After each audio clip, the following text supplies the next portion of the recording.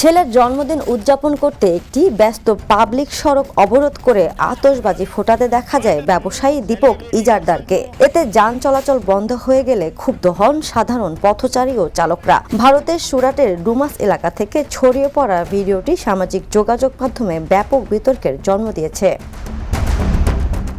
ভিডিওটিতে দেখা যায় ব্যবসায়ী দীপক ইজারদার 2025 সালের 23 ডিসেম্বর তার ছেলের জন্মদিন উপলক্ষে সড়ক অবরোধ করে আতশবাজি ফোটাচ্ছেন। এ ঘটনায় কেউ প্রতিবাদ করলে পরিস্থিতি আরও উত্তপ্ত হয়ে ওঠে। অভিযোগ রয়েছে ইজারদার তখন গাড়িতে আগুন লাগিয়ে দেওয়ারও হুমকি দেন। পরে নিজের কর্মকাণ্ডের পক্ষে সাফাই গিয়ে তিনি নিজেকে সেলিব্রিটি দাবি করেন এবং মাত্র 5 মিনিটের জন্য রাস্তা বন্ধ করাকে তুচ্ছ বিষয় বলে উড়িয়ে দেন। তার এই বক্তব্য সামাজিক মাধ্যমে ক্ষোভ আরও বাড়িয়ে তোলে। নেটিজেনরা বিষয়টিকে ক্ষমতাবান ও বিত্তশালীদের এলিট মানসিকতা হিসেবে আখ্যা দিয়ে সমালোচনা করেছেন। অনেকেই মনে করিয়ে দিয়েছেন ভারতের আইন অনুযায়ী পাবলিক রাস্তায় এভাবে যান চলাচল বন্ধ করা এবং অনুমতি ছাড়া আতশবাজি ফোটানো নিষিদ্ধ, বিশেষ করে বায়ু দূষণের প্রেক্ষাপটে।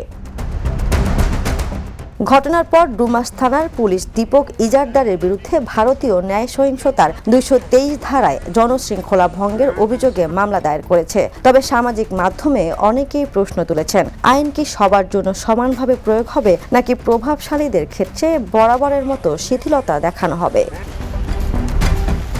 আন্তর্জাতিক ডেস্ক, দ্য নিউজ।